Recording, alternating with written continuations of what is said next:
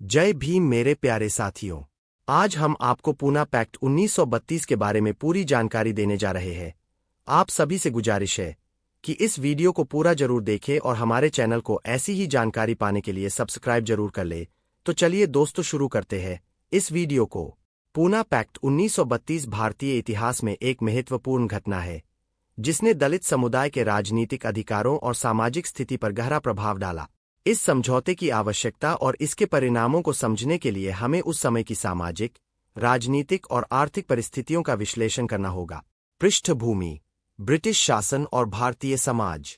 19वीं और 20वीं शताब्दी के प्रारंभ में भारत ब्रिटिश उपनिवेश के अधीन था।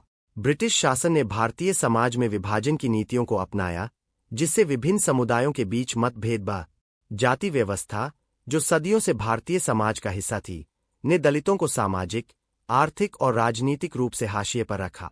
दलितों की स्थिति: दलित, जिन्हें उस समय अस्पृश्य कहा जाता था, समाज के सबसे निचले पायदान पर थे।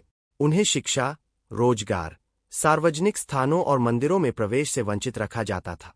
इस सामाजिक बहिष्कार ने उनकी आर्थिक स्थिति को भी कमजोर किया।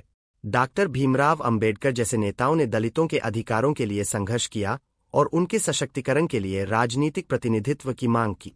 गोलमेज सम्मेलन और सांप्रदायिक पुरस्कार। 1930 और 1931 में लंदन में गोलमेज सम्मेलन आयोजित किए गए, जिनका उद्देश्य भारत के संवैधानिक सुधारों पर चर्चा करना था। इन सम्मेलनों में विभिन्न भारतीय नेताओं ने भाग लिया, जिनमें डॉक्टर अंबेडकर भी शामिल थे। उन्होंने दलितों के लिए पृथक निर्वाचन मंडल की मांग की ताकि वे अपने प्रतिनिधि स्वयं चुन सके। 16 अगस्त 1932 को ब्रिटिश प्रधानमंत्री रैमजे मैकडोनाल्ड ने सांप्रदायिक पुरस्कार की घोषणा की, जिसमें दलितों सहित कई समुदायों को पृथक निर्वाचन मंडल का प्रावधान किया गया। इसका अर्थ था कि दलित समुदाय अपने प्रतिनिधियों का चुनाव केवल अपने मतों से करेंगे। यह निर्णय दलितों के राजनीतिक सशक्तिकरण की दिशा में एक कदम माना गया, लेकिन इसके विरोध भी हुए। महात्मा गांधी का विरोध। महात्मा गांधी ने सांप्रदायिक पुरस्कार में दलितों के लिए पृथक निर्वाचन मंडल का कड़ा विरोध किया। उनका मानना था कि यह हिंदू समाज को विभाजित करेगा और सामाजिक एकता को नुकसान पहुंचाएगा। उन्होंने 20 सितंबर 1932 को यरवदा जेल में आमरण अनशन शुरू किया ताकि इस निर्णय को वापस लिया जा सके। गांधीजी के इस कदम ने देश भर में चिंता और चर्चा का माहौल पैदा किया। पूना पैक्ट समझौते की आवश्यकता। गांधीजी के अनशन से उनकी सेहत तेजी से बिगड़ने लगी, जिससे देश भर में उनके जीवन को लेकर चिंता बढ़ी। इस स्थिति में डॉक्टर अंबेडकर और अन्य दलित नेताओं पर दबाव बढ़ा कि वे गांधीजी के जीवन की रक्षा के लिए कोई समाधान निकाले।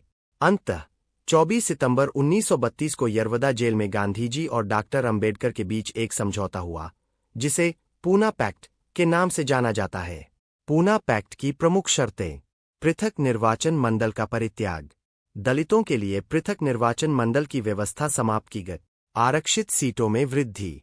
प्रांतीय विधान मंडलों में दलितों के लिए आरक्षित सीटों की संख्या 71 से बढ़ाकर 148 कर दी गई। संयुक्त निर्वाचन। दलित उम्मीदवारों का चुनाव संयुक्त निर्वाचन प्रणाली के माध्यम से किया जाएगा, जिसमें सभी जातियों के लोग मतदान करेंगे। सामाजिक और शैक्षणिक सुधार। दलितों के लिए शिक्षा और सामाजिक कल्याण के विशेष प्रावधान किए गए। पूना पैक्ट के परिणाम।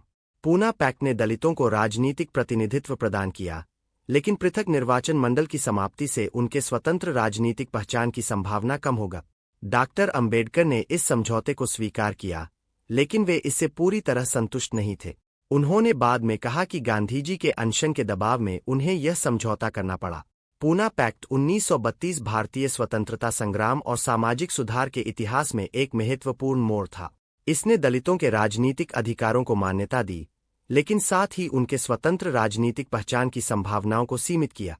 यह समझौता गांधीजी और डॉक्टर अंबेडकर के बीच विचारधारात्मक मतभेदों को भी उजागर करता है, जो आज भी सामाजिक और राजनीतिक चर्चाओं में प्रासंगिक है। अगर आपको हमारी यह जानकारी अच्छी लगी हो, तो हमारे चैनल को सब्सक्राइब जरूर करें और कमेंट करके भी जरूर बताएं कि आपको हमारी यह जानकारी कैसी लगी।